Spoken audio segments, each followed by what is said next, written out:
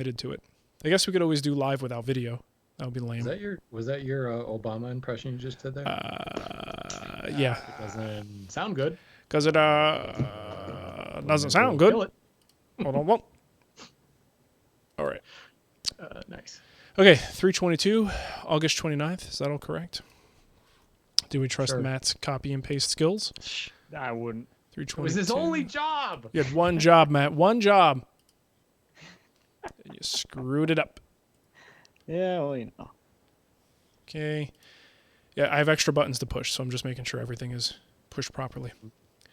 All right, well, hey, if anyone is listening live, if it sounds weird, apologies. If it doesn't hold up, apologies. This is just kind of testing the water. So hopefully it'll go well. You'll enjoy it, and you get to see our beautiful faces the whole time. Not. All right, you guys ready? I think we can go. Put the puppy on camera. He's cuter. Puppy. All right, let's do a cho. Let's do a cho. Welcome to Wood Talk, for woodworkers by woodworkers. Now here are three guys who, if combined, would make one hell of a woodworker. Marc, Matt, and Shannon. All right, it's Wood Talk number 322 for August 29th, 2016.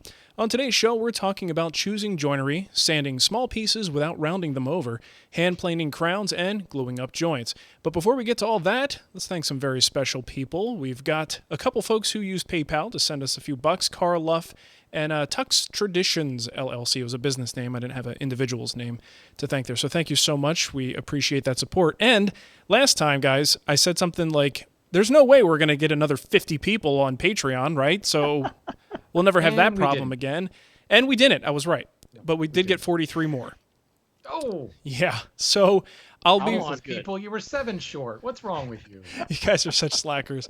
So I will definitely be reading those at the end of the show. That's just too many to read up top here. But I do want to announce that we hit a couple more goals here. So we've got the going live goal, which we're actually testing right now. So if you're listening to this, yeah, we're actually giving it a shot. We'll see what happens. So we're going to broadcast live every Monday when we do the show. And we also hit the second goal, which was, what the heck is it? Oh, guests. So once a month, at least once a month, maybe we'll do it more, we'll see how it goes. But we're going to have a guest on the show. And our idea of having a guest is not to sit here and interview them, because that's just kind of boring. We're actually going to put them to work and make them a co-host of the show. So in the future, I'll be asking patrons on Patreon what they think and who they want to come on the show, because that'll probably be the funnest way to do it, is to actually pull people on that they want to hear from. So very excited, though. I mean, hitting 2 goals that quickly, it tells me I probably set the goals a little too low. That's what that tells me. What did Sam Malouf teach us? Charge more. Yeah. So I'm actually glad, though. It's very cool. These are fun things that we really are excited to be able to do, and it's all because folks are jumping in and really helping out and supporting us. And if you want to, you can go to patreon.com/woodtalk, and you can find out all the details there. All right. Quick reminder, though, we do have the WIA meetup there going on with the Modern Woodworkers Association and Wood Talk. So if you're interested in that and you happen to be going to Woodworking in America in September, it's on the 15th at 5 p.m. at Moorline Lager House. That's having trouble like reading through my stand here. Yeah, we'll put it in the show notes. How about that? Yeah, it's funny. The video is going to be distracting as I'm watching these 2 goons that I do the show with. There's pop filters covering the whole show notes. Yeah, it's hard. This is a challenge. Definitely a challenge. All right, so let's get into what's on the bench. Lots of good stuff going on, I think, in our shops. I actually just finished up the small box project, and that's the little decorative jewelry boxes that look like coffins for hamsters. And other small animals look like they fit nicely in there, but finished those up and got 3 of them done. Had a little 2 different varieties of them, 2 different versions of them, but a couple different species of wood, and just a great project just to consume a bunch of that scrap material that you have no other use for. So glad that is finished up. Have a video probably in a couple of weeks out on that one. So since I was able to close the chapter on that, I started thinking about the grandfather clock build. And kind of in a holding pattern, waiting for some design decisions to be made. So I went out and picked up the lumber. And I'm going to go with good old quarter sawn white oak, which, as I found out today, is something that doesn't really sell a whole lot around this area, because it was about 5 piles back from the front of the pile. So I had to be that guy again today. because they have like maybe 8 boards sitting on top, and they're in the front. And he's like, "Oh yeah, we've got that right here." He pulls it down, and it's just garbage. It's all twisted, it's warped, and like you see one face, and you go, "Oh, this might be usable." And I flip it over the underside. There's all kinds of divots and ditches in there, and like in those areas, I wouldn't be able to get a 3/4 thickness out of it. So I'm like, dude, I hate to do this to you, but I cannot use this material. I said, I might take it off your hands and just call it done, and I'd figure it out, but you've got to get me some kind of a discount on this stuff. And he's like, well, we never discount lumber. I'm like, well, then I will never buy those. So I hate to do it. Discount lumber. Wow. That's what they said. Wow. So That's sort of like just wait for- international policy. We don't negotiate with tariffs. Yeah, something. I think it was along those Wait for them lines. to throw it in the bin. Yeah. Grab Yeah. it out of the garbage bin. Right. Well, So it's interesting. I think just white oak in general is fallen out of a lot of people have fallen out of love with it because we can't move it for anything. We've got truckloads and truckloads of white oak. Certainly, we always have red oak, but actually, red oak moves more than white oak now. I don't know. Maybe it's just one of those cyclical trend things. Yeah. So either way, it was, I got what I needed, but it just took a long time for them to pull everything down and to move stuff around. I felt bad, but they do want to sell the material, I assume, so I think it's okay. But Well, they have a forklift, right? they do. Yeah, of Well, course. it's not that. I mean, it's not like, hey. Yeah, hey, go lift this stuff and move it for me. Yeah, it was still though. I don't know whether it's them or me. And frankly, this guy today was cool. He was actually totally cool about it. His boss came in, and we had to wait like 5 minutes for them to do something. So after his boss left, he was complaining about his boss. Like, can you believe this guy? We had to sit here and wait for him. Yeah, I'm in the middle of dealing with a customer, and he's like complaining to me about his boss. So I was like, I guess we're cool with each other. We're buds, right? So so he wasn't that put out by it, but I guess I feel bad about it. It's just it's my issue. It's me, not you. Well, that right there puts you like miles above in his estimation for most of the customers that come in who, as far as they're concerned, you're there to be their forklift monkey and move stuff around. I think when, and this is a place that deals with high volume, and Shannon, you've probably got a situation like that too. When you're a high volume outfit and somebody just comes along and wants 20 or 30 board feet, they're the small fish, and it's difficult to provide great customer service for those people, but also be really focused on those big orders that are being loaded into back of 18 wheelers that are being shipped off today. It's difficult to kind of balance, and this place actually does a fairly good job of that, which is kind of nice. Well, and I think that's like when he says, we don't discount lumber. I mean, he's dealing with a fixed cost on that particular lumber, and that's the problem with. As much as you want to service the little guy, I don't think anybody out there is like, no, I don't want to talk to you because you're only 20 board feet. It's just a matter of how much time does it take, and my boss is riding me to get out, such and such a truckload and all that stuff. It's the same everywhere, but the problem is when a guy comes in and picks 20 board feet, and like we go and pick like the cream of that particular pack. So that pack of lumber may be, $3.20 a board foot. Or 3,200 per 1,000 board feet is what the cost is attached to that. Well, you pulled out all the FAS and better, and all that's left, it sounded like in your case, was common and like number 2 common with like kiln defects and milling defects and all kinds of just crap. But it's still the same cost. Right. It's still $3.20 a board foot. Sure. And most of the time, the profit margins on this stuff is so razor thin. I guess that's the benefit of going to a wholesaler is they're not used to retail pricing. So generally they're like, if they're making $1 a board foot, they're happy. Right. So it's like, well, I don't really have much to play with here, and I can't really, discount this because the cost is still there. And that's probably where he's coming from on this end is I can't really discount it, because we still paid X amount for it. Yeah.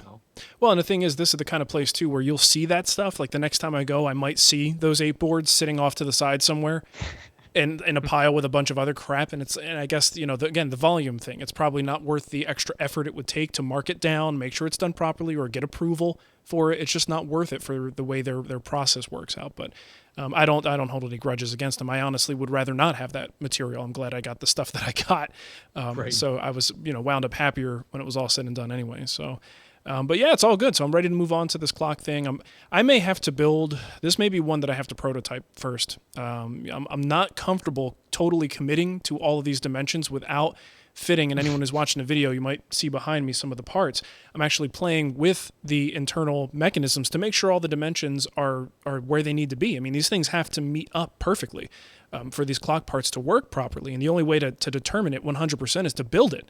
So I could either, try to cobble something together that like sort of a prototype but made out of plywood or something just to figure it out, or I could just jump in, build one, make adjustments, fix it, and then if it doesn't work out, consider that the practice run, and then actually build the real one after I make those adjustments and make the final plan for the guild. So this may be my first true prototype build that I've ever done. Maybe. So you should have bought that crappy white oak. I know. That would have been perfect for it, right? Put this bent piece right here, nail it in right there, nobody will notice. There you go. I'm envisioning this clock that looks like some like Boy Scout, Cub Scout birdhouse with nails and like crooked pieces on it. No, it'll be one of those rustic. It'll be one of those whimsical pieces, like it looks like it's alive leaning to the side. Like something from Alice in Wonderland or whatever. Yeah. It's totally the Vanderlist character piece. Yeah, exactly. That's what I'm going for. So Matt, sounds like you had an exciting time. I did. I just got back from IWF, and that was a blast. Nice. Have you guys been to a show like that before? I think you've been to AWF. I've been to IWF once and AWFS like 3 times. So pretty similar then, I would think, because it's definitely not a consumer show. But it was very cool to see it from that side of things, too. Like, the shows that I'm used to, like woodworking related wise, it's like you go to the booth and you can like buy stuff at the booth. Like, it's pretty rare to find a booth at this show where you actually buy something there at the booth. Yeah, you don't go there to spend money. Yeah, you don't. You go there to make connections, which is really cool from like this side of things, from like the side that like we're on, where it's like if you want to work with a company, you got to email them or call them and hopefully they get back to you, whatever.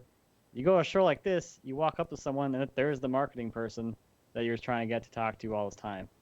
So it's really great to be able to build connections that way. Nice. And was that what you expected, or were you sort of surprised that there isn't necessarily the fan base that you might find at like the woodworking shows? I kind of expected what I saw. I didn't expect it to be so ridiculously big, but I expected it to be more of an industry kind of thing. And they had all kinds of crazy like machinery. Like if you want like a 30-foot long machine that all it does is edge banding, and like it's like huge. That's all it does though is put banding on plywood. They got that there. Yeah. Yeah, they've got machines that basically, at least last time I was there, they had a few where there's like scaffolding sort of built around it so you can get to the various parts of the machine. Yeah, yep. It's like stuff that and all the internals and everything. Yeah, there's some insane equipment there for sure. How is the representation on like the brands we know as small shop woodworkers? Actually, there were a lot more than I thought there were going to be there. I don't know off the top of my head, but there were a lot of like, well, obviously Triton was there because that's what I was with, but they had like the Tormek booth and like, who else? Betsy was there. Lee Valley was there. That was kind of a surprise. I wasn't expecting to see them there. Well, I saw them on the list before, but I was surprised when I saw them on the list. Yeah, that is kind of surprising. Like General was there, Freud was there, Whiteside was there, Laguna was there, Sawstop was there, the Panda Router guys were there. What else is there? Like General Finishes was there. So like there are those like companies that like we might know about, and there were like way more companies I had never heard of before. Yeah. Because I'm not in that kind of industry. Like I mean, they had machines that it takes a stack of plywood and it spits out cabinet boxes. That's all it does. Yeah. You don't have to touch it. It's like just plywood, cabinet box. You should get one of those. I mean, that could be fun to have in the shop. Actually, the coolest part about seeing that stuff is they gave me a lot of ideas for my sawmill.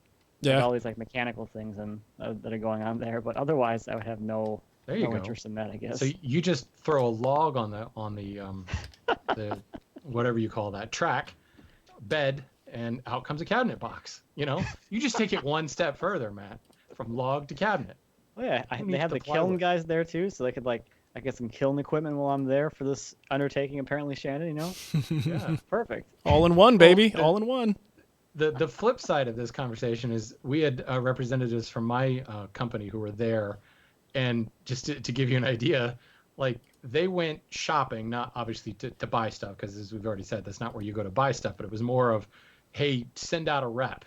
You know, we're interested in buying stuff, and it's like, Oh, okay, well, we're going to need that. And well, that's $27,000. All right, well, what about the add-on pack? Well, that's only, $3,800. Oh, well, we got to get that. It's like, I was talking to the yard foreman today. I was like, how did IWF go? And he's like, did you know that bandsaw we have? It has a digital readout, like adjustment gearbox that we don't have. I'm like, no, I didn't know that. Yeah, it's only $3,800. So we went ahead and got it. It's just it's just a different world, But if you think about it as a multi-million-dollar corporation, yeah, $3,800 for a more precise resaw, absolutely, that's nothing. But it's just a totally foreign way. Like when we go to the woodworking shows, like our show, the retail consumer show, totally different. I was actually surprised to hear that there were as many of those brands that we know there. Like, what was Lee Valley doing there? I don't know, but it was the same booth they always have. Anytime I've been to those shows, there's been very little, if any, hand tool representation. I think who are the Bloom? I think it's Bloom Smoother, the one with the wooden planes that still have the mechanical blade adjustment and the weird little insert blade things. They were at one of the shows. But other than that, I can't recall any hand tool representation. And this is a few years ago. This is like pre-kids for me, so 4 or 5 years ago at this point. But yeah, there wasn't much. Nerix was there too, which I thought was interesting. Nice. I've seen them in person. I wonder. I would love to talk to them and find out how it went. Like as these companies have to assess whether it's worth the expense to get out there, pay for the booth. Like, do they get enough out of it to justify continuing to do it? I just, especially a company like Lee Valley, like a hand tool company. Mm-hmm. I'd be really curious to see like who commercially is buying your tools, because that would give me, it would be a little heartening, because I know when I show up at the yard with a handsaw, the guys there like make fun of me and mock me openly, and what are you doing with a hand tools, you loser? There's just a totally different mindset. This love of handwork and everything that we as, call a spade, hobbyists. Mm-hmm. What we are, we love it. And all these contractors and guys that I work with just think that's the stupidest thing ever. Like they still make handsaws? Right. Who makes handsaws? Yeah, it's sort of a joke. Yeah, but I had the same impression, coming out of the New Yankee Workshop, upbringing, that these tools didn't exist. So yeah, I think it would be actually kind of exciting if Lee Valley actually did have a market in an environment like that. It's a good sign. I don't know. There's a lot of boat builders and things that we sell to. A lot of those kind of, really, really specialized interiors and things like that, where there's just really no easy way to do it.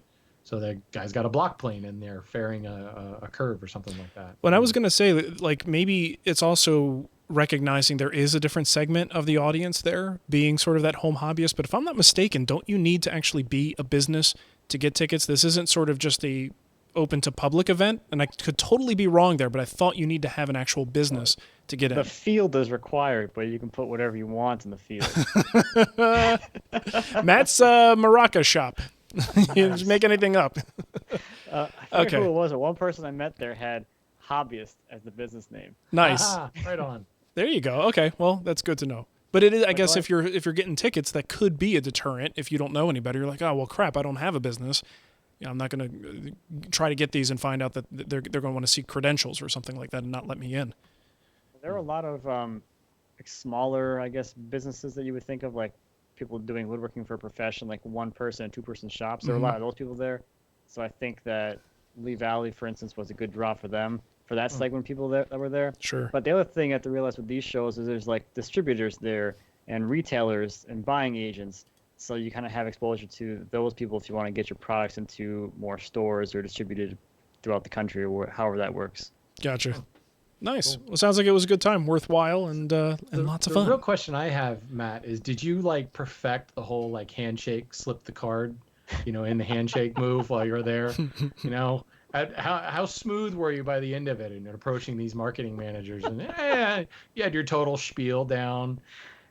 I didn't have much of a spiel most of the time. I think I just kind of introduced myself to a lot of them. It was just kind of nice to actually make those connections.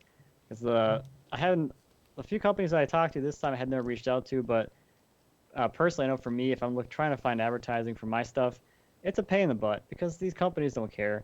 So it was really nice to be able to be there and actually get like instant results, as opposed to like following up with people like endlessly for them to just ignore you. Right. So you Because mean you're literally instant there. rejection?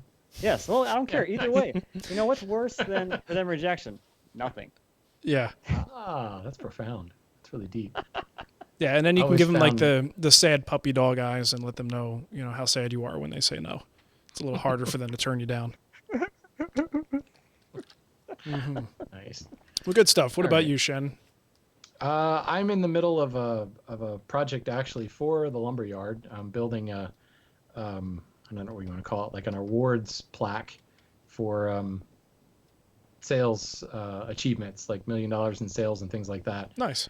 So I'm gluing up this 30-inch wide quarter sawn Sapele panel. I've got some just two pieces, so they're about 16 inches wide.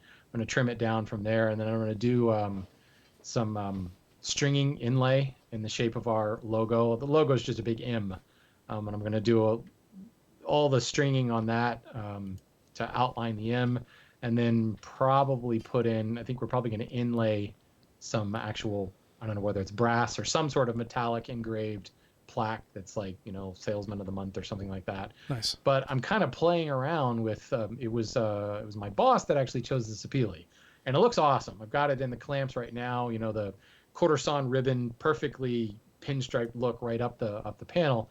And it's, it's 30 inches wide, so it just looks cool. But now I'm starting to think, what am I actually going to use for the stringing? And like, how bold do I want it to be? Like, how wide do I want it to be? And light stringing, it just looks terrible against that deep kind of red color Sapele. Yeah. But dark almost looks like it's going to get lost. So I think I'm going to have to go wider. So it's not really stringing at that point. I don't know where you draw the line between stringing and it's just inlay. Because in order to make something dark, like, I'm not going to use ebony, but just use ebony as an example. I think the darker stuff tends to kind of get lost in that sea of red. And you've got the whole ribbon stripe thing going on that's only going to darken up once I put finish on that. So I'm really kind of like not sure what to do here. And immediately, my boss is like, well, we'll just use maple or whatever. And I was like, I just think that looks terrible. Just too much contrast for it? Yeah, exactly. Okay. Way too much contrast. It's like, I don't like maple and walnut together. I think it's just, I don't know. It looks crafty. And I hate to even say that because... How dare you, sir? like, I've got sitting behind me a maple and wenge box. Where is it? Yeah. It's too far away. But you think about it. That perfectly fits that kind of market, like the craft show market. And I don't know. I'm already like offending people by saying that, but I did the craft show circuit for a while, and I don't have fond memories of it. Look at this piece of crap I'm showing on the video, huh? Yeah, exactly. Look at that. Oh, It's awful. come on, Mark. What Get that on my garbage. face. Nah, and for those who aren't watching, I actually did just make a box with walnut and maple, which I agree. There is an extent where you go a little bit too far with the contrast, and it just becomes a little garish. But I think on a smaller scale, and maybe people will be like, he's backpedaling now, but no, on a smaller scale, like you have in that box. Yeah. See, I've seen boxes like that have like 4 different species of wood in it, and that's just ridiculous. Yeah. That's way too much. Mark's just got the body of the box is walnut, and then he's got 2 like end caps that are maple. Yes. And to me, that looks fine because you're dealing with a small scale. I'm talking about 30 inches, 30 by 30, of Sapele, and I just think, I don't know. I just don't think it looks good. So Yeah. I'm gonna have to play with this a little bit, and I'm not sure how to do it because I guess I could just do it on the backside. Yeah. Maybe That's what she said. some- What? Whoa! Sorry. It was too easy. I had to do it. Oh, wow! Family show. Or not? I didn't say any bad This words. hasn't been a family show in years. What am I talking about? There are people out there that subject their families to this show. but Yeah, it's not a family much show. much to the family's chagrin, and that's why the kids go to sleep. To answer your question, I think, and I'm just making this up as I go along, the difference where you cross the line from a stringing to an inlay is when you can't bend it anymore yourself. Yeah, that's a good point. When you think? Yeah. Well, unfortunately, there are no curved lines in an M. So I Yeah. can inlay, There could quarter-inch be. wide stuff. I suppose there could be, but If you make it nice and cursive like, yeah. If you're all fancy. Fancy. Like Matt Cremona, the way he signs his stuff. fancy lettering, Curly Q and stuff. signing all the ladies at the booth this weekend with Yeah. his Sharpie. Nice. I love your But, YouTube channel, man.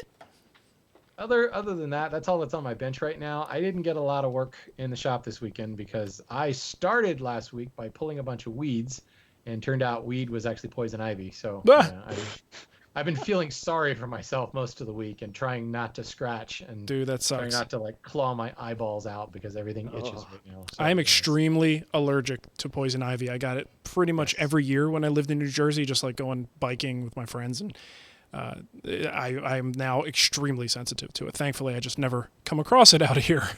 Yeah, I'm exactly the same way. Tiny little exposure and it ends up everywhere. Yep. So yeah, I've already been to the doctor and gotten my steroid shot, and it's helping, but it's just annoying now because it's just I'm covered in pink calamine lotion. It's so pretty. I'm very pretty in pink. It is no fun at all. All right, well, let's move into what's new. And it looks like we've got one here. 2 people sent this in. And actually, this has been kind of the buzz on Facebook and social websites this week. Have you seen the handheld CNC router thingy? The one produced by Shaper Tools. Now, we've talked about this even when it was just kind of a concept video from some student at MIT. We talked about it on Wood Talk, and it doesn't look all that different now. It just looks like it's a little bit more of a finished product. And I don't know how close they are to actually launching, but I think they're definitely getting close enough that they're taking pre-orders, if I saw correctly. And they've got some vendors on board who are taking pre-orders for this stuff as well, if I'm not mistaken. So if you haven't seen it, we'll put a link to the website, and they've got all the videos there. You can see this thing in action. Basically, think of a larger format sort of handheld router that you move around manually, but it's intelligent, and it knows when you're going off course and follows a particular pattern, and you just have to stay within the wide lane that it creates for you to create this pattern. And it's just a very intelligent router system, and just has this handheld CNC sort of mystique around it. And I guess everyone wants to know what we think about it. And I did talk about this on the last Friday live show that we do weekly on YouTube. And for me, I think it's cool. I think any advancement in technology is great. Let's just see what comes of it and what gets inspired because this thing hit the market. Like I love when things people build upon new ideas. I don't think it's something that you would ever want to criticize because I don't know. I just think anything that's new and unique and brings something to the table, let's embrace it. Let's keep moving forward, not backwards. But of course, you can't talk about this without getting a certain segment of the crowd who's like, that's not real craftsmanship. Why don't you go buy something from IKEA instead? Which drives me nuts. So, their whatever promo video, it starts with things shouldn't be hard to make, or making shouldn't be hard, or something like that. And it's like, the traditional craftsman in me immediately like, no, it should be hard. And there's people out there got to make it hard. And then it's like, no, actually, because the response, why don't you go to IKEA and make something? Well, yeah, or you could design something yourself, Right. Because I think the design is what it's become more about in kind of the whole makerspace, maker community. It's more about, playing with your ideas and doing something that you want. The whole idea that drew a lot of us into woodworking in the first place was the ability to make it custom to exactly what you want. Mm-hmm. And this is breaking down a barrier, frankly. And I think the coolest thing about this is, CNC relies upon the bed, and the bed being perfectly flat, and your cutting implement, whatever it is, being calibrated to that bed. This, you just like put the little tape down on your board, and it images the tape, and it turns your work into the bed, which I think is absolutely brilliant. I mean, it turns the whole CNC thing on its head. Yeah, and even though it's small format, you can do something larger than your average CNC can do capacity-wise. Yeah, which is interesting. Which, by the way, they're expecting to ship September. Okay, so wow. They're taking that's fast. sales right now as a way to kind of fund the manufacture. So they actually are selling them, but you won't get, I guess it says delivery. I don't know if it's expected, delivery could be November, but they're saying September. So that's like in a couple of days. Wow. But what I want to know is how much does that tape cost? Right, because you're going to need some of it. You have to put down, Can you pull it up and $3,200 a square foot? So yeah, is it reusable? That'd be nice. Right. I don't know, but it's very cool. I mean, cool innovation to just say, hey, let's put something on our work and let the machine calibrate to like, the tape we just laid down. Mm-hmm. Yeah. And it looks like dominoes, which is fun. Something you would think about, Matt, picking up for the shop? I really like I'm not familiar enough with it, I guess, at this point, but I would really like it for like doing bigger stuff that I couldn't do on like a small CNC. Because like the problem with CNC is they take up so much space. So being able to have something you kind of store away without much space taken up would be really handy to have. Yeah, that's it. That's the thing. And I've thought about CNC in the past, and that's exactly one of the reasons why I don't do it is the physical size that it takes up. And then the other hobby involved, like taking the time to get it set up, calibrated, getting to know its nuances, getting to be good at using the machine. The thing that, if that's what you want to do and you like CNC, you're going to love doing that. To me, it's just more work because I want to get back to building furniture, so I've just never wanted to dive into it head first the way a lot of people do, or the way you would need to really harness it. This, however, does strike me as being something that might be a little bit more like jump in, figure it out, and you should be able to get going within a relatively short amount of time, and it does not take up any sort of appreciable footprint in the shop, which is pretty cool. Right. And it's $1,500 right now. Yeah. Which is pretty amazing. For what it does. I mean... Yeah, they're saying retail will be $2,100. Okay. But the whole limited quantity thing, they're selling it. I guess it's going to go up to $1,700 at some point, but... Yeah, that's pretty awesome. Well, I'll tell you what, give us some kickback on this, folks. Let us know what you think of it. If you're just going to say it's not real craftsmanship, well, I'll be honest, I don't want to hear that. And we won't talk about that. I'm just curious what you think about the technology. If you've got CNC experience, how you think this thing is going to compare, and use cases where you might actually use this thing. I'd love to hear about that stuff. The one real criticism I have about this is they've got a whole bunch of project videos on their website, which are cool. Like, I want to click on them all and like watch how they do it. But they use the same stupid soundtrack for all of them. Oh, really? So by the time we get to the third one, I'm like, I want to hear something different. The soundtrack is not bad. It actually fits like the machine. It's this very kind of futuristic, kind of, I don't know, digital, campy Jetsons type soundtrack. Yeah. But by the time you get to the third video, you're ready to hear something. Yeah, you're done with it. No problem with that. Cool. There's like 12 videos on here that all look fun. So I want to check them out, though. I haven't seen any of those. Good deal. All right, what's the next one here? I think it's yours, Shannon, isn't it? Looking at the Shaper website. Stop, man. We're doing a show here. Leave me alone. All right, this kickback comes from somebody, from Joe. He says, I was just listening with complete scorn on your shameful sellout celebration when something perked my ears. Hold on. I think you're reading the wrong thing. Yeah, we're on the second item in what's new. You're all excited. Sorry. I was excited about the Shaper thing. It's not often that I get excited about a power tool. Yeah. Yeah, sorry. Yeah, I actually added this. This is from Chris, his YouTube channel, Four Eyes Design. Oh, I think yes. His channel is just Chris Solomon. We talked about him before, right? Yeah, we talked about some of his stuff. He built this like coat rack that I just love. Like, talking about design, it's just awesome. It's a flat board with angled dados in it, and he just made a variety of hooks and like shelves and things that just slot into the angled dado, like 10-degree dado. But it was one of those things where he was cutting the dado out and he got horrible burning inside the dado, like it was black inside the dado. Jeez. So he's like, well, rather than figure that out, I'm just gonna paint it.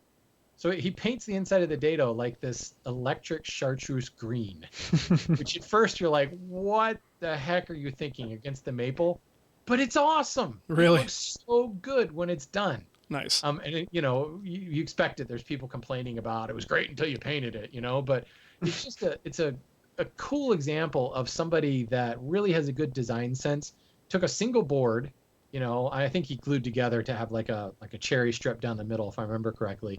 And this thing is just hanging like by his front door. It's just a flat board with a variety of walnut hooks and shelves and things to put keys on, or various, Thomas the Tank Engine toys.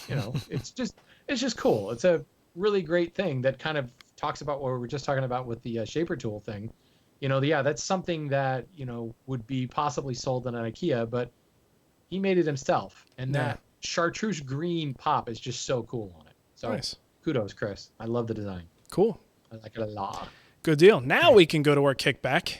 And got one here from Adrian. He says, back in episode 318, you were talking about wax finishes and mentioned that tried and true finish on the rocker doesn't look like it did when you first finished it. I just watched that build and was really loving the finish, was excited to build the rocker and use tried and true finish on it, but now I'm a little concerned about using it. Would you be able to post some current pictures of the rocker? I would like to see how it looks now and possibly reassess what finish I want to use.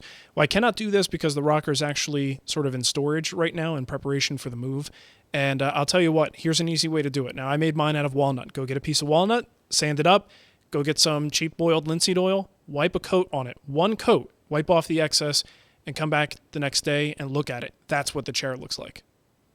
So it looks like there is finish in the grain, but nothing of like a substantial level of finish. There's no film, there's no sheen.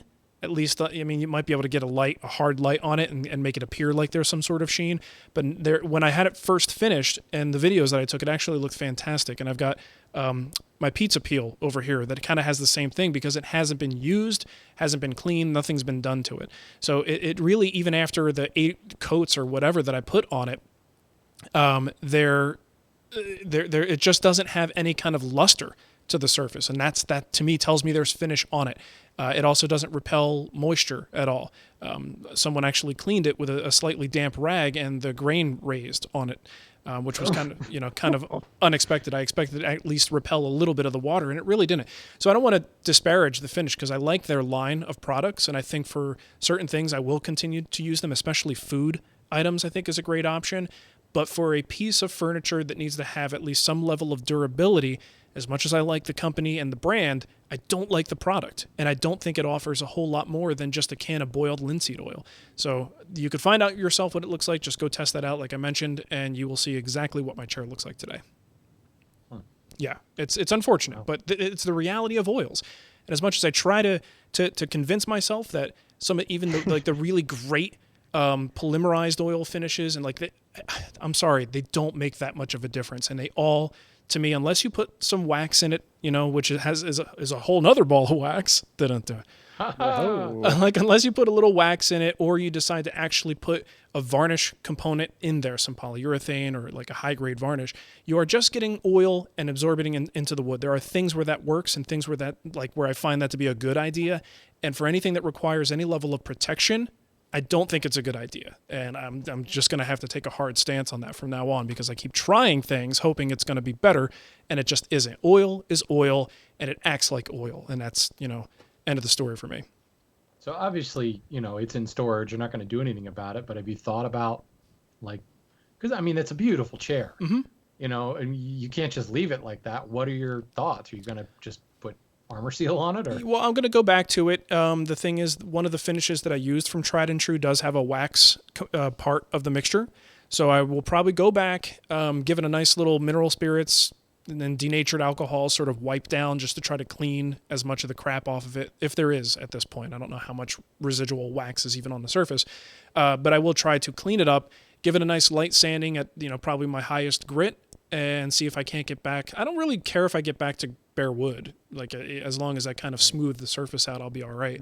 And if it doesn't gum up the sandpaper or the sanding pad that I use, it'll be fine. And then I might just go with off the shelf Watco Danish oil. 1 or 2 coats would give me something that I would find to be a very low luster, low build, but satisfyingly smooth finish that actually offers some protection. Sounds good. I guess that's the beauty of the pure oil. It's not like there's going to be any bonding issues or anything like that. Except for that wax component. I don't know how much of a factor that's going to be, but I still think as the chair's been used, it's been sat in, and with a little bit of cleaning, I think it'll probably be fine. So yeah, it's disappointing, but it is what it is. So what a shame. Yeah. All right. Now I can talk about Joe and his kickback. Are you sure you don't want to skip the voicemail? Just move to the next section. This is very technical, and I'll say, well, Joe, okay. Joe, perfect. I can do something else for a little bit. Joe was upset with us because we were selling out, but then he said we were discussing the small amount of movement a mahogany panel would experience in Southern California lean-to that had conditions ranging from 40 degrees, 50% relative humidity to 90 degrees, 50% relative humidity. Someone stated that the amount of moisture movement in the panel would be minimal because the relative humidity percent was the same. Isn't the amount of moisture the wood soaks up or releases more so based on the actual moisture available in the air? The two conditions presented in the original question have vastly different humidity ratio, also known as absolute humidity. 40 degrees at 50% relative humidity equals 18 grains of moisture per pound of air. 90 degrees at 50% equals 106.5 grains of moisture per pound of air.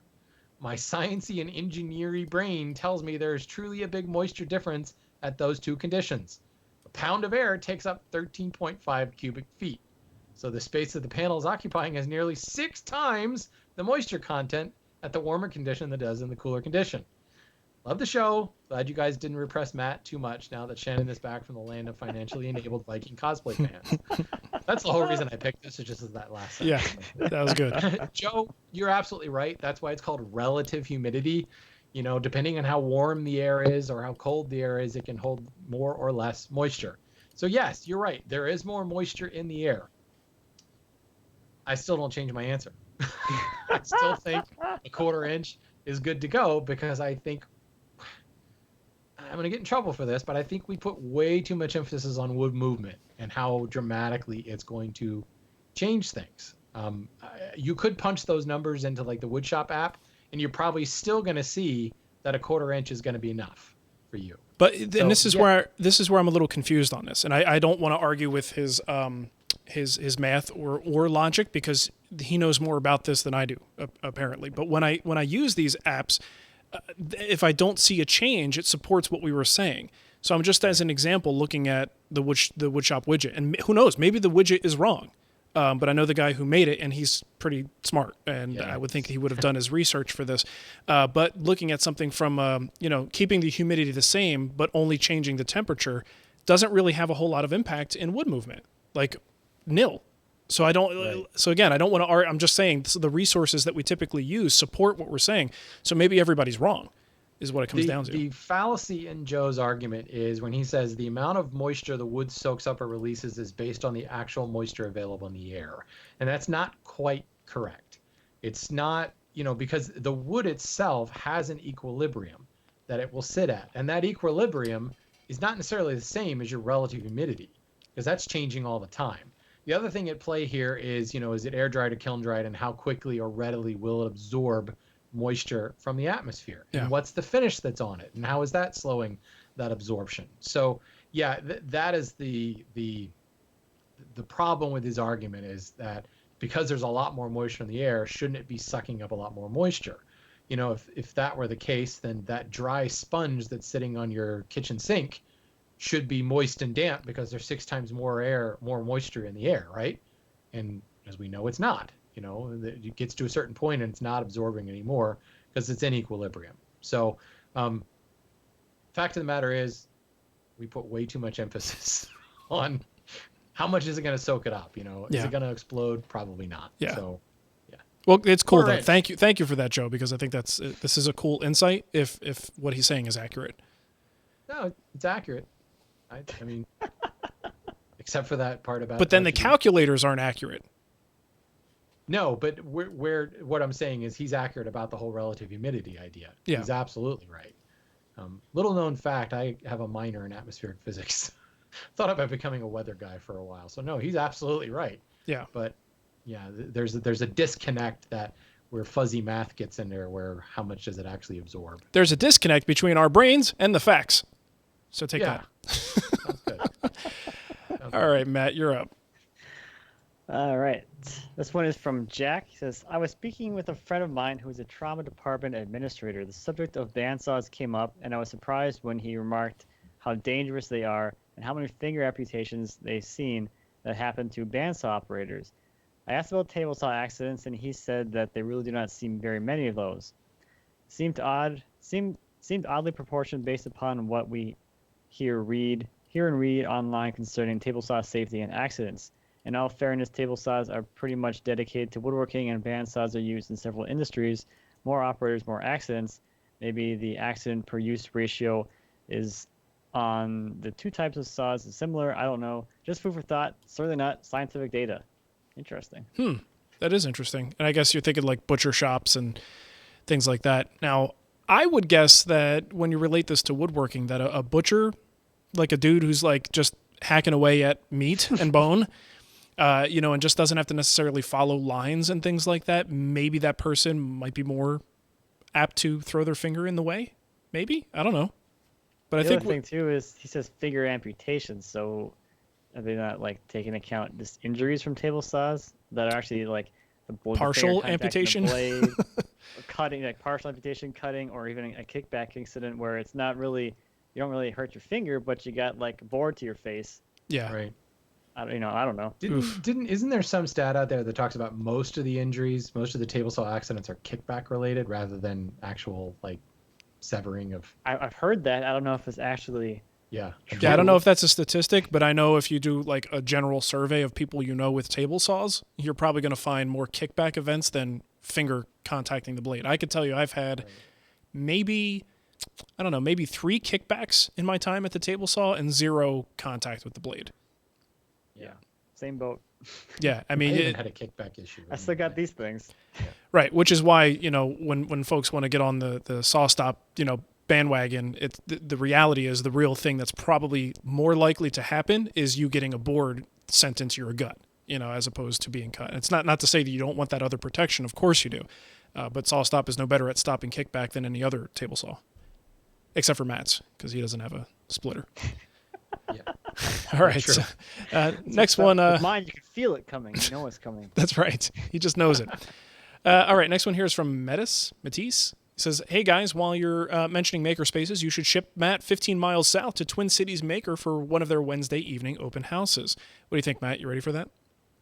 You're traveling, Matt, these days. Oh, I'm not paying. No. I just like the idea of shipping Matt somewhere. Actually, poke holes in the box, and he is quite small, so you could probably fit him in a large, U.S. Postal Service one rate box or something. That's true. Yeah. Send him right Send there. him priority mail and just give him a little sippy cup of water. He'll be fine when he gets there. Tasty cake cupcakes in there with him. Yep. Let him out to pee and poop when he gets there. So he basically goes on to say $50 or $55 a month gets members 24/7 access to over 8,000 square feet of shop in an awesome community: woodworking, machine tools, CNC laser cutters, welding studio, 3D printers, industrial sewing machines. You can forget about those. Electronics, prototyping equipment, and a host of other tools, in addition to a wealth of knowledge and classes. So it sounds like a great facility. Twin Cities Maker. And I guess open houses every Wednesday. Go check it out. All right, cool. So we've got some voicemails here, and I will play these directly from Skype and hopefully not screw them up. Although, shoot, now that we're doing the video, I wonder if this is going to change what people see. It probably will. If it does, sorry about that. First one's from Bill. Hey guys, it's Bill from Las Vegas. So I have a pretty simple question for you, and I will keep it short. I know how you feel about long voicemails. My question is, how do you select joinery for a project? I feel like this is something they covered in like Woodworker 101. I must have slept through that one because I have no idea what I'm doing most of the time. Anyway, thanks. Love the show. Bye. All right. I think that was Bill from Maker Shussle, if I'm not mistaken. Sounds like him. Yeah. And by the way, again, I'll mention it again. We've mentioned it on this show, and I gave him a lot of props on social media recently. I love that show. It's really, really good. So if you haven't listened to it yet, Maker's Hustle, look it up. Yeah, I binge listened to all 7 episodes just this past weekend. It's good stuff. Yeah, really, really, really good. There in Shussle. That's right. Keep it shussling. What the heck was his question? Oh, joinery. So joinery. Because that is something that we could probably do an entire show on, and I think we have in some. In fact, I think we have. I think you have in some form or another done this. So maybe Bill, go check out our search and just see if you could find it. Let's do sort of a quick run through each of us if there's anything that comes to mind that you do special when it comes to joinery. And I think for me, a lot of times joinery was a thing that came down to the amount of exposure to what my options were and what is typically done. Basically learning from people who know woodworking and furniture. So there are just times where you look at a certain thing, this piece needs to go into this piece, and it only makes sense to do it this way, or to use this type of joint, or here's the cheap and inexpensive or sort of a low-skilled way to join these pieces. Now here's the really high-end way to join these pieces. But they all kind of accomplish the same thing. So I think a lot of it was just seeing what other people do, and then second nature, just kind of now you look at 2 pieces of wood that need to go together a certain way. There's just only so many ways that I can think of to put those 2 together. But it really, I mean, I'm sure with you guys, as long as you've been building, it's probably it's the same point. It's second nature. You don't really think about it very much, right? No, not really. Yeah, I mean, for like fundamental stuff, certainly not. For maybe you're going out on a limb and you're designing something that's like really unique outside the box, then you go, well, maybe I could do this clever sort of thing. But other than that, and that's a very rare instance for me, will I ever give it any more consideration than, okay, what do other people do in this situation? Yeah, I think it all comes down to just being a student of other stuff. Whether if you're into building furniture, just being a student of furniture and paying close attention. And we've all been sitting in the restaurant, and like looking under the table or like looking at the chair we're sitting in, or looking at the chair that the attractive lady across the restaurant is sitting in. Hubba hubba. Really just looking at the chair. I promise, just looking at the chair. and seeing like, how does that stretcher fit into the leg? And what is that angle there? And just, dissecting, undressing the furniture, basically. Oh boy. To keep with my same metaphor. Heyo! You just find yourself doing that. I mean, I'll be sitting in a building and I'll look up and go, oh, look, it's a timber frame ceiling. Oh, cool. Look at the, the angle cut into that truss as it intersects with that post. And, you just start to kind of absorb that stuff so that, like Marc said, it's kind of second nature. Mm-hmm. To the point where when I have tried to be fancy and like use dovetails like not around the corner, usually goes wrong because I suddenly realize, oh wait, the grain's got to be running this way or the tail snaps off. How many times have I made a short grain tail because I was trying to be fancy and use dovetails in a place that I probably should have used a mortise and tenon. Yeah. And then you learn, oh wait, that dovetail snaps right off when you work. You realize conventional wisdom is there for a reason in some of these cases. Right. See, that's why everyone always does it this way, because it doesn't really work. When it comes to like the strength of joints, I get questions about this a lot. Like, how deep should I make the groove, or how deep should the dado be? I just go half the thickness of the piece. Kind of works well. There's really, or with a tenon, half the thickness or a third of the thickness of the piece you're putting it into. Works great, and that's kind of what's been in use for millennia. Yeah. Right. And I think from a broader perspective, you can kind of look at the piece you're building and the function of the piece and make a decision on how deep you need to go with that joinery. So for instance, this little box that I made that I showed earlier, do I really need, for something like this, do I really need a mortise and tenon joint along here on this little leg for a tiny decorative box? I don't think so. I mean, there's probably other things I could have gotten away with that could have very well been simpler, because this is not I'm not sitting on this. I might, depending on my mood. But most likely I will not be straining that connection very much, but I wanted to do it. So I used joinery that was overkill because I can, and that's what I wanted to do to make this box as good as I could possibly make it. So sometimes it is a matter of also looking at what this piece is intended for, what kind of weight it's supposed to be able to, or what it'll be subjected to, and then adjust accordingly from your most durable solutions to your least durable solutions. All right, let's go to our second voicemail here. Who's it from? Hold on. Got it written down. It's from Michael. Michael. Hey, guys. This is Michael from Cleveland, Ohio. Love the show. Just have a quick question. I've been sanding some end grain on some small project parts using a sanding block. And the corners, the ends, keep rounding over.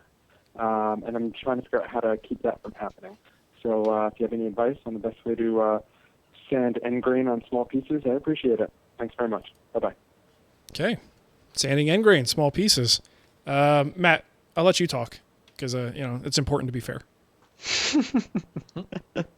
For small pieces, if I'm going to be sanding it, sandpaper stays stationary and the piece moves on the sandpaper. Usually if I do it by hand, that's the way I'll do it. Otherwise, if I have to do it with a power sander, the harder the platen, the better. Mm-hmm. That way it doesn't end up like running over as you're sanding it. So I have the hard pad on the Festool sander. I know you guys have talked about that in the past. Like, can't even find different hardness of pads for the sanders you have. I knew that was some kind of giant thing that happened a while ago. Yeah. But some kind of giant thing. Yeah, we talked about it like once. Yes. Totally. I'm with you. All right, so excuse me. So what was the first thing you said? I know you said a harder platen. What was the first thing? Move the piece on the sandpaper instead of moving the sandpaper on the piece. So okay, gotcha. Slap the piece of sandpaper down on your bench or table saw, whatever flat, and then rub the piece on the sandpaper. Okay. So, yeah, like that. The only thing I could add to that is maybe depending on what you're doing, you might have multiples. And if you can, gang them together and clamp them so you're actually sanding more than one at once to give yourself a little bit more side-to-side support if possible. The other thing, and this might go into Shannon territory, is it's a happy place. It is. This to me sounds like a great place to have some sort of a smoothing like shooting board setup where you could just take the most finest of passes, and if the grain cooperates and you can get a nice clean cut on there, how great would that be for these tiny parts? And for small parts like that, it might be worth coming up with a little jig that allows you to do just that. And just one quick swipe, boom, from I'm tearing up. Right? Isn't it nice? But I think that actually could be a good solution for these small pieces too, and a heck of a lot faster with no chance of rounding over. Now you just have to contend with potential, tear out issues or grain that doesn't cooperate, but there's ways to solve those problems too. Yeah. I don't like planing in grain, but I really don't like sanding in grain. So I would much rather plane it. Yeah. Get a nice, clean, shimmery, lustrous surface off a shooting board or just a block plane or heck, even a chisel. Yeah. But yeah, when it's really small, then it gets a little hairy. Right. Don't be holding the piece in your hand and using a chisel on it. I was going to do another that's what she said, but I'm not going to do it. But to go with Matt's point, that's the same thing where I oftentimes will clamp like a block plane upside down and run the piece over the sole of the block plane. Again, just keep your fingers clear of it, but it's one of those things where you can usually get a really, really clean surface that way when it's really, really small. Cool. All right, we got one more here. I think this is from Eric. Yeah, I think it's Eric. Hey guys, my name's Erin, and I'm a longtime listener. Love the show. Keep it up. Thank you. I have a quick question. I'm using a 5.5 to end joint 8/4 stock, and I get a nice shaving for the full length of the board. But then when I check the flatness against the edge of a piece of factory supplied MDF, I see that there's a crown in the middle along the length. So I'm getting a full width shaving, full length shaving with my 5.5, but it still has this like bump in the middle, and I'm not sure exactly how that could be possible. Do I need to use a longer plane, or is there something off with my technique? All right, thanks. Keep it up. Bye. What do you say, Shannon? I love this question because you hear that a lot. Well, I got a full length and full width shaving, so it must be flat. Not so much. Yeah. You, sir, can very easily plane a crown into a board. It's a little bit harder to plane a hollow into a board. It's possible, but it's a technique issue where as you are working along that board, the slightest little change in pressure, a transfer of weight from the toe to the tail of that plane can result in planing a banana shape into the surface. So what you got to do is, first of all, grab as much of a straight edge as you can. And it sounds like you kind of already have that when you're trying to mate the edges and you're seeing this bow in the middle, but just verify it with a straight edge and see, is it a little bit high in the middle? Grab your plane. The 5.5 is a great size for this, and just take some passes right in the middle. Start right in the middle and take like a 6-inch pass. Then take another pass that's like 12 inches long. I don't know how long the board is, but you get the idea. Take a little bit out of the middle, trying to hollow out the middle. So to the point where then when you go back and you take a full length shaving, the plane should kind of stutter and not cut in the middle and only cut on the two ends. And frankly, that's what we call a spring joint in some instances to a minor degree. So you might just take a couple of full length passes and then try to go ahead and glue up that panel because you might be okay. But you definitely want to try to hollow that out in the middle. And the way you got to avoid that is it all comes down to weight transfer. When you start your planing stroke, you got a fair amount of weight on the knob at the front. It's kind of registering the sole on the board. As the blade makes contact and starts to slide onto the board, you want to start transferring your weight towards the tote, towards the back of the plane. By the time the whole plane is on the board, there should be almost no weight on that knob in the front. In fact, you'll see a lot of people actually remove their hand altogether from that knob as kind of a way to make sure you're not leaning into it. Because all it takes is a little bit too much lean on that knob, and you'll create a taper. So that so your board is actually skinnier on the far side of the cut. Same thing happens when you start. You're really leaning into that cut, and you end up taking more off at the beginning of the cut and not so much in the middle. Bless you. Thank you. Jeez, that was unexpected. So that's how you develop the crown. Just improper weight transfer. The best thing to do is just always start in the middle and hollow it out. And, ideally, a nice long plane will help with that. But a long plane is still going to go up and over that hump because it's convex and not concave, if that makes sense. Gotcha. So the longer plane is not always the solution. Cool.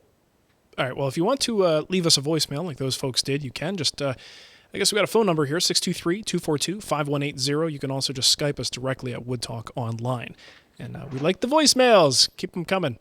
And we do have one email to share here, sort of as a group, but Matt will take the lead on it. Oh, I'll read it. Oh, boy.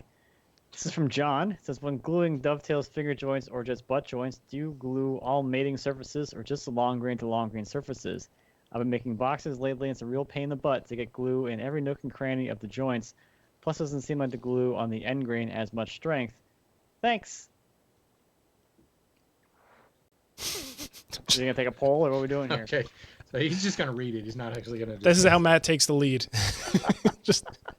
He just goes, all right.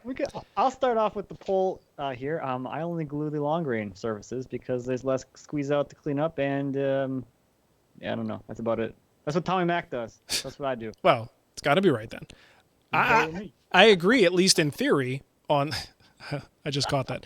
I agree, at least in theory. If I'm pressed for time, I'm really only going to focus on the long grain. But if it's a small enough scale, or maybe the pins and tails are large enough that I could easily get glue everywhere, I actually don't mind dealing with a little bit of squeeze out just to have a little bit of extra glue there. If it doesn't do anything, it doesn't do anything, but it's not likely to hurt anything, so I like to put it there anyway. But I also know the whole time that I probably should just focus on the long grain and not even worry about it, because it probably isn't adding a whole lot to the joint in the first place. Shannon, what about you? I'm kind of in the same boat where I don't really mind all that much squeeze out, especially because I end up planing those joints like later. Yeah. So to me, it would actually slow me down to actually go, oh, I'm only going to put glue on this surface, because it's usually just kind of slop it in there, and get as much on there as I can. When we're talking dovetails, especially, in some instances, I actually kind of want a little bit of glue on that end grain because it might maybe stiffen up some softer end grain or whatever. Or maybe one of those particular joints I needed to sharpen my chisels, and I got some of that like tear out on the end grain. So I figure, hey, a little glue in there might stiffen that up. It's not really doing anything to the joint, but it would actually slow it down to actually stop and go, okay, now don't put glue there and skip over that surface, Yeah. But like on a tenon, I won't bother the end grain inside the mortise. What's the point, I'll usually just hit the sidewalls of the mortise and the cheeks of the tenon. Yeah, and in that case, it's going to get glue on it no matter what you do anyway, because it's either going to pull in the bottom of the mortise, or as you're sort of pushing it in, it's going to just scrape it off the sides. So, you know. You get it there by accident. Yeah, want it there or not, it's going to be there. Well, that's pretty cool. Good stuff. I think that's really about it for today. If you want to support the show, you can. You could set up a recurring donation over at woodtalkshow.com using the PayPal options, or you can catch us on Patreon. Patreon.com. This is what happens when I don't put it in the show notes. Patreon.com/woodtalk is where you can go to join in, sign up, support us, help us out. You can get t-shirts. You can get cool stickers that we have now. You can get access to extra content, which is going to be starting, because basically the way it works now, they don't charge everybody until the first of the month, or like the first week of the month. So as soon as people start to be charged, we will start producing all that extra content and roll it out to users as time goes. So we will have extra emails being answered in the form of, like we do on the show, but an extra email that you can get for signing up, and everything just kind of contributes to those goals that we talked about earlier, so we could bring you more content, which is kind of the ultimate thing. And if you want to, something that doesn't cost you a dime, you can go into iTunes and leave us a review. I don't have any to read today because I'm too lazy to look it up, but just look us up in the iTunes store, click on ratings and reviews, and click a star rating, say a little something, and we might read it on the show. And I might not. You never know. You might feel lazy that day. Who knows? Just depends. Shannon, you want to give them the contact info? And when you're done with that, I will do our read-off of all of the new patrons. Yeah, go ahead and pick your theme music now. Okay. There you go. All right, folks, if you have things you need to tell us about the show, you can contact us a couple ways. You can leave a voicemail on Skype. Our username is WoodTalk Online. You can call our voicemail line at 623-242-5180. or you can use our contact form at woodtalkshow.com/contact. And you can go to the website. Yeah. I know, crazy. Right? Go to woodtalkshow.com. You can leave a comment on this particular episode. And as Marc said, this show is made possible through the generous support of our listeners. And if you want to be one of those generous people, go to patreon.com/woodtalk. And don't forget, we have our own websites. Woodwhisperer.something, Renaissance something, and myfromona.com. Blah, blah, blah, blah, blah, blah. All of those. Those are good websites. All right, so I'm going to read these off real quick here. And thanks for listening, everybody. And I don't have any copywritten material to use like we did last time. So closed captioning will be provided by Matt. There you go. Oh, great. All right, here we go. Nitrotron, Michael Dunson, Thomas Parson, Rudy, Dave Tucker, Matt Williams, Mike Matza, Matthew Chudy, Roger Silman, Bart Post, Michael Berry Sr., Chris Simmons, Sam Butler, Chris Johansson, Paul Freeman, Gonzalo Plaza, Luke, Scott A. McWilliams, Matt Rutherham, Bill Levering, Baker Russell. No, that's not Bill. Wrong Bill. No, that's a different one. Bill Lavolsi. You know what? Bills are very confusing to me. They all sound the same. Steve Avery, Jason Derezgi, Eric Wright, Julian Seaborn, Andy Pridmore, Michael Schuler, Paul. I like when people just use one name, like the first name. It's great. Paul. Scott Datchill, Dennis Rice, Woodworking Towel LLC, Jeff Anderson, John McCoy, Alan Wilson, Matt Gromes, Tim Holliner, DJ Chrisman. Grimace. Yeah, something like that. Aaron Skinner, Stephen Alford Purvis, Brett Corrieri, Mark Burnell, Tom Winkleman, Eric McKnight, Timothy Webster, and Greg Knuckles. And by the way, when I mess up your name and I say it like 3 times, I'm not making fun of you. I just have no idea how to say your name, and I'm doing the best I can. Consider it a badge of honor when Marc messes up your name. I'm kind of throwing spaghetti at the wall, like hoping I get it right once out of the 3 times I try. So I do appreciate it, and I don't want anyone to think I'm making fun of them. And I just have to add, if Bill Lavosi is not a Patreon already, you have to now because you just got your name read. Yeah, that's right. You're obligated now, Bill. Yeah, it's tough. Of course, that probably means I should go support their Patreon. You probably should. I kind of have this rule. I don't want any. I don't want to like pressure other content producers to support me, so I'm not supporting any of them. Like, is that a bad way to look at it?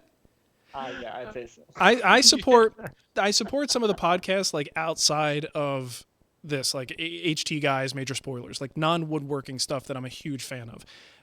But if once you start down that road of supporting your fellow content producers, when does it end? Because there's so many Patreon campaigns. And then what's actually happening is you're just doing it to save face. Because I'll support you for $5, you support me for $5, and now the only people making money on this is Patreon. So let's just all do that. Like maybe we all content producers just agree not to financially support one another, leave that to the greater fan base in general, and then Patreon doesn't make that extra money. Maybe that's wrong. Perks. What if I want their perks? How do I get their perks? That's true. See, but here's the thing: for content producers, it's all about the swag for you, isn't it, Matt? It is. He's material girl. He really is materialistic. But why not have something where people who are content producers get the stuff for free? You know, I agree, but Patreon doesn't make it easy. Now. They don't make it easy to just kind of grant someone patronage level, I guess you would call it. Of course, so they don't get their money. Yeah, I guess. Okay, you've got a valid point, Matt. When you want the extras. All right, maybe I'm being too much of a jerk about this, but it seriously though. Matt, stop being so rational. I'm gonna hold on. I'm gonna put Matt on the spot here. Let's go to Matt Cremona's Patreon page and find out who he supports. Go ahead. See it, and here's the thing: it's going to be a flipping mortgage payment when you add all these together. I'm sure, right? I don't think so, unless my mortgage is for like the box on the corner of the street downtown somewhere. A very small mortgage. See, okay, so here we go. He's supported by Matt. I like to make stuff. Nick Ferry, Electro Boom, Practical Engineering, and the Dusty Life podcast. And I'm assuming that's it, right? They don't just take like the top. That's it. Okay. Yes. Why aren't you supporting Maker's Hustle? Because I guess I haven't done it yet. Well, you better get on that. If you're going to be... you supporting Maker's Hustle? Perks aren't good enough. Bill, get on the perks. Get the perks. It's all about the perks, baby. All right. We talked about this enough. I don't know. Maybe I'll rethink my position on this, but probably not. Probably not. All right. Well, thanks for listening, everybody, and we will catch you next time. Bye. Totally put Matt on the spot there. That was great. Sometimes our post comments are the best part of the show. Like, that's what keeps people listening through like the scripted end is the stuff that happens after that. I guess. Yeah. Normally we don't let anybody hear it though. Yeah. Well, you know what? The live show is good for that though. People can still watch the live show and see what we're saying. True. I seriously, that's always been a problem. This happened like with Nicole when she actually got into Patreon and all that stuff like very, very early on. So when all the tech world and, like friends of ours and Frog Pants and stuff like that, when all of our friends started to get onto Patreon, it became this thing where I'm watching her like whittle away our money $5 at a time to all these people who are our friends. They're really good friends and you want to support what they do, but they're content creators and we're content creators. So it's like, do you like, and then you can start to get this weird thing where people start keeping score like, oh, well, you didn't follow me, so I'm not going to follow you, or I'm not going to, be a patron of yours because you're not a patron of mine. It just gets weird when it comes to the sort of Patreon model and content producers. And like, I feel bad not following people because like, oh, I don't know, like even if I listen to their podcast, if they're new, I might want to give them some time before jumping in and supporting them on Patreon on something like that. But I don't want them to feel like, because it's so obvious if you leave it out there to see who you support, everyone can see that. And it just feels weird. It's a weird social peer pressure thing that really bothers me. Well, I mean, I'm not a fan of the new show with Patreon, frankly. I mean, I think we've talked about that before. Like earning your audience first. Yeah, you kind of need to establish a show and establish an audience before you jump in and put your hand out. I mean, that was always the number one cardinal rule of social media, right? No selling, don't show up until you like are an active participant. And, yeah. So part of me is kind of like, well, like we said, I really enjoyed listening to the first 7 episodes of Maker Shuffle. Yeah. But, talk to me when you got 40 shows, 50 shows, that, there's now an audience there. But I don't know. And then there's part of me that's like, wouldn't it be nice to support them now so they keep going with the show? Right. And that whole model has changed. Like, I agree. I, for the longest time, have felt that same way. You sort of have to pay your dues before you ask for support, but you don't have to do that. You can absolutely start a brand new show and immediately have that support there because that's the way things happen now. So there's that's the way it does happen. But the way I look at it, when I do decide who to support, it's who do I actually spend the grand total amount of time, like lots of hours, listening to their content. It's a volume thing for me. So if I've been listening to a show for years and I'm like, man, I've gotten so much entertainment listening to, my buddy that does major spoilers, Steven Schleicher, like 3 or 4 of their podcasts I listen to. And even though I'm friends with the guy, I just want to throw a few bucks his way because I want him to be successful at what he does and continue doing it. But there's only a few that I do that to. And I feel like if I start going into my area in the maker world or the woodworker world, that it is going to quickly get out of control and I'm going to feel bad because I'm not supporting everybody. And there goes all of our Patreon money. I don't feel bad about supporting everybody. I come at it the same way you kind of do, Mark, where I'm like, who are the people that I guess I didn't really have to sit down and like come up with a list, but like as I kind of was like, as people were getting into the Patreons or whatever, if they had one, I was like, is this a person that I really enjoy their content? Yeah. Separating myself as an actual content creator, just as a consumer. Yeah. Is this someone that I want to support? Do you actually listen to them? Exactly. Well, see, and one good thing that I set up, at least the way I set it up now, I don't have a Wood Whisperer Patreon page, but I do have a Marc Spagnolo Patreon account. So I use that for any kind of Patreon support I want to do, but Wood Talk doesn't support anybody. Wood Talk is there to basically facilitate what we're doing on Patreon. Yeah. But as an individual, but up until now, kind of like you, Mark, the people I support, like the morning stream, like I listen to the show every single day and I'm a $10 a month patron, but that's it other than Tell It Anyway, Jenny's show. So and there's another weird thing, like when you become really close with the people, it feels a little bit weird. Like I slept at Brian's house several times now. Like I'm really good friends with Brian and his wife Tina, and it would be like, hey Brian, here's $5 a month. Like, have fun, dude. I don't know. It's just it feels icky. Yeah. It feels weird. Ice cream night. There you go. Yeah, go get some ice cream on me. I'd rather take Brian out, him and his wife out to dinner one night, rather than pay him on Been to the Patreon. Morning Stream Patreon page in a while. They're over 7,000 a month right now. Damn. Good for them, man. That's great. That's awesome. I love to see that. Well, anyways. So I'm thinking show title should either be Matt is a Material Girl or Don't Forget to Let Matt Out to Pee and Poop. Yeah. Those are very good. I think, or you could, it's my Matt in a box. How many people would get the reference? It's my Matt in a box. I think that's my favorite one out of all the options. Okay. You cut a hole in the box. Cut a hole in the box. Put Matt in the box. Is it then you can start measuring things by Matt's? Like remember that video, the guy had measured everything by Bob's.